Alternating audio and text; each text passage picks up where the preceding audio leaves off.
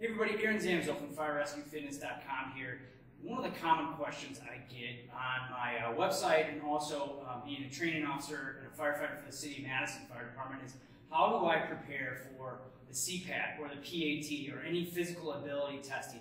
So today I wanted to give you some quick exercises that you can do either at the end of your workouts or as a standalone workout. Of course, this should be accompanied with an actual workout program and plan.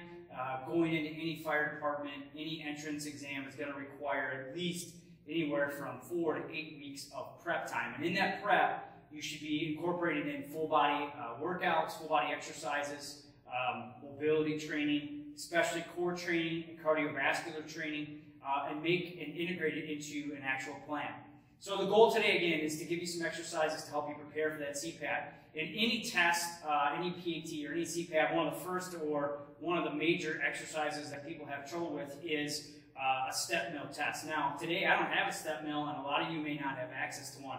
But one of the best things to do is simulate that just with an actual step-up exercise. You can also run stairs.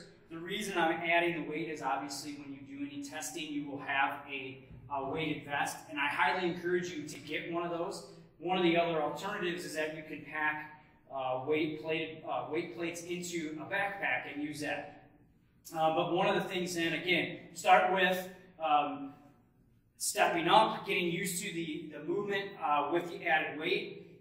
In this particular exercise, you can just do this for a period of time, either 30 seconds or do it for a minute or 2 minutes, depending upon how good you feel and what level you're at. Eventually, you'll want to simulate the 3 to 5 or whatever minutes that you will have to actually do that particular exercise. The next thing that a lot of PATs have is a ladder raise or a ladder hoist. A lot of that is grip strength, and here what we did is you could just take an actual rope, tie it to a weight, and you can simulate that motion that you will have to raise that ladder.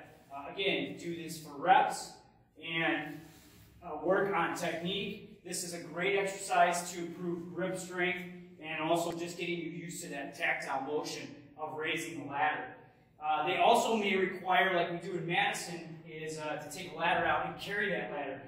The thing that gets people the most on it is the awkwardness of the movement. So here we have a bar, and we have a couple of weights on the ends. You can simulate where you carry that ladder up here. You can also bring it down here, but get used to walking with it. So you may just want to turn and walk, and again turn back and walk again, just getting used to the awkwardness of carrying that ladder.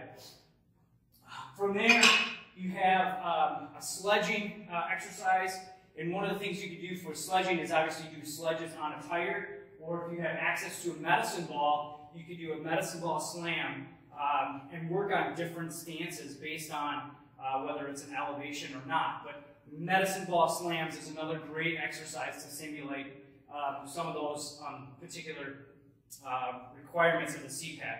Another thing that we find is drags. It's difficult to kind of simulate, so today what I'm showing you is I just put a rope through a weight. You can obviously add a lot more weight to this, but grabbing, say if it's a hose line or a dummy, you can work on pulls and drags, and then you can pull, work back the other motion and work almost a pushing motion or a hose line advancement movement. So again, these are two separate movements. As you pull, you're feeling it more in quads and low back for stability, and as you push, almost, it's a pushing motion, you're working on core stability, trying to make sure that your abs are strong enough to push the weight or to bring the weight with you. And you're also working with quads in this particular movement. So I would simulate both of those, pull, push. Another thing that you'll be doing is search and rescue. So obviously in those exercises or tasks, you're going to be down on all fours and crawling. So one of the exercises you should incorporate into your workouts is crawling. Crawl for distance, crawl for time, whether it's 30 seconds or 45 seconds.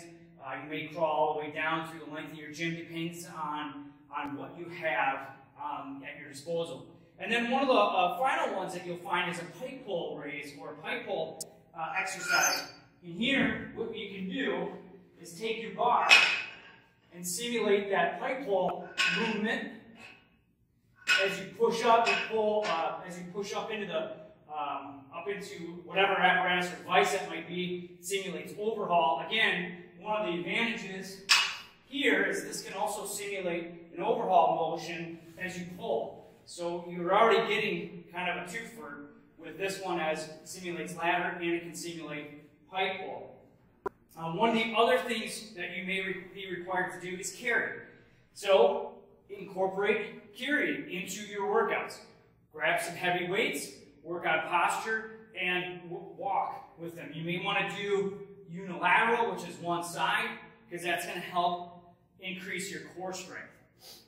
Now, with all these different exercises, the best way to incorporate them in is to do circuits. Set them up, go from one exercise. In the case of Madison, you're going to go from stairs to ladder, raise to carry, to medicine ball slams because we do sledges. You're going to then do drags because you do dummy drag, and then you're going to go pull forward because we do hose line advancement, and you'll finish with pike pull exercise.